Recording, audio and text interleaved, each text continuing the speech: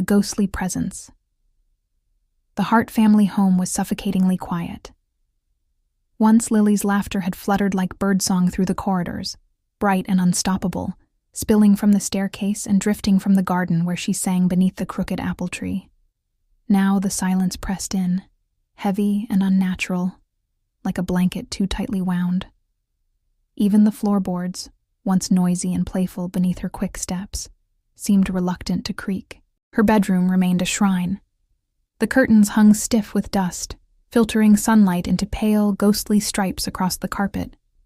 Posters of half-forgotten bands curled like autumn leaves, their colors faded but stubbornly clinging to the walls.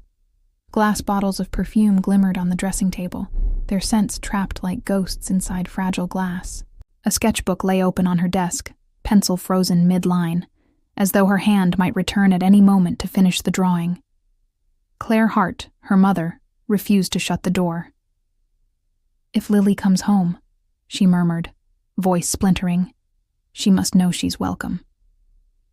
David, her husband, pressed his lips together in a tight, invisible wound, unwilling to argue, unwilling to hope. The first signs came softly, stealthily, like whispers through a keyhole. One night, while folding laundry, Claire froze. A familiar scent crept down the hallway, jasmine and vanilla, Lily's perfume. It wrapped around her gently at first, then insistently, as though tugging her forward. She followed it up the staircase, her bare feet pressing against wood that seemed colder than stone.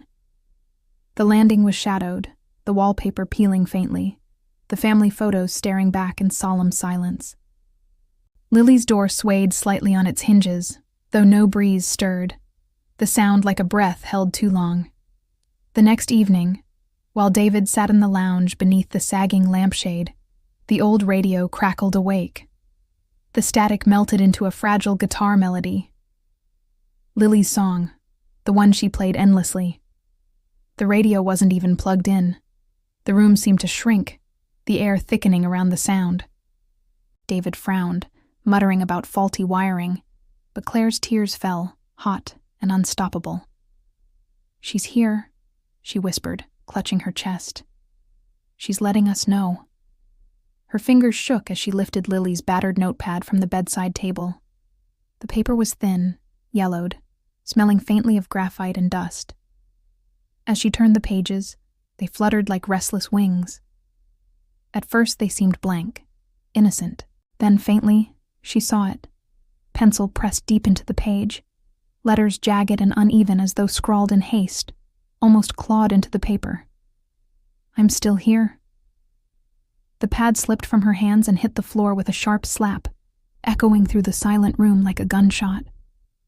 Her chest tightened with every small disturbance. A mug left in the kitchen reappeared in the lounge the next morning, filled with cloudy water that smelled faintly of lilies. Lily's chair at the dining table was pulled back, angled slightly, as though someone had just risen. Daniel, their son, whispered one morning that he had heard Lily's voice in the dark. "She said my name," he confessed, eyes wide and glistening. "It wasn't scary. It was like she was checking I was okay." His small hands trembled around the cereal spoon. David's denial was brittle, ready to shatter. "This isn't Lily. It's us. It's grief." But even he went chalk white when the photo frame toppled from the mantelpiece.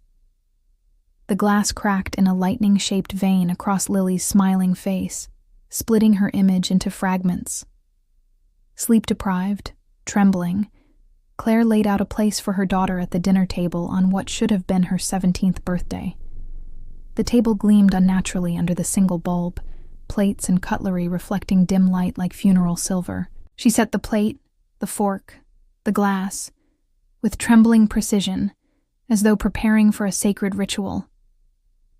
Halfway through the meal, Daniel's spoon froze midair. His eyes widened. The cutlery beside the empty chair shivered, scraped across the tablecloth, then slid half an inch forward on its own. The sound was soft but unbearable, like nails drawn down glass. Claire's sob cracked the silence. "See?" she cried. "She's here with us." David's chair screeched violently against the floor as he stood. "This has to stop. This obsession will destroy us." Inside, the air grew oppressive, thick with tension, as though the house itself were holding its breath. Shadows pooled in corners longer than they should have lingered, crawling across the walls as the evening sun sank. At night, Claire crept into Lily's room. The carpet was cold, her footsteps muffled as though walking across memory instead of fabric. She lowered herself onto the bed, pressing her palms against the quilt. "Come back to me, darling," she whispered into the gloom. "Just once, please."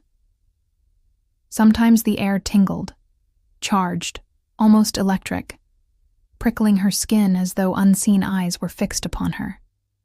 The perfume bloomed stronger, thick and heady, clinging to her throat. Once, she swore she felt the mattress dip, the bed sighing under the weight of a body unseen. Yet when she reached out, her hand closed around nothing but cool, empty sheets. Their torches carved trembling tunnels of light through the storm-dark attic. One restless evening, after a rattling noise shook the ceiling like bones in a box. David muttered curses as he clambered up first, but Claire followed, breath shallow, heart trembling against her ribs. The attic was a graveyard of memories. Boxes toppled, photo albums flung open, dust rising in restless swirls. The wooden beams groaned under their weight, and the air smelled of damp timber and forgotten time. And there, lying in the center as though deliberately placed, was Lily's old music box. Its paint was chipped, its ballerina missing an arm, yet it gleamed faintly in the torchlight, like something waiting. It clicked open on its own. A crystalline, tinkling lullaby spilled into the air. The delicate notes seemed to quiver with sorrow, filling the attic like icy rain. Claire's sob tore through the silence, raw and unrestrained. David slammed the box shut, his hands shaking violently. And then, Claire saw her. At the far end of the attic, between two slanted beams, stood a pale figure, fragile as glass. Her outline shimmered faintly, as though caught between breath and memory. Her eyes were hollow pools of sorrow. Her lips formed words without sound, but Claire knew them as if carved into her bones. "I never left." Claire stumbled forward, arms outstretched, desperate. But the figure dissolved like smoke, scattering into dust and shadow. David dragged her down the ladder, his face ashen, his jaw tight with fear. "It's not her. It's not real. It's destroying you." But later that night, when the house sank back into silence, Claire lay in bed, eyes shut tight, her ears straining. A laugh, high, bright, unmistakably Lily's, rang faintly down the corridor, rising and falling like wind chimes in the dark. And once again, the air bloomed thick with jasmine, choking, inescapable.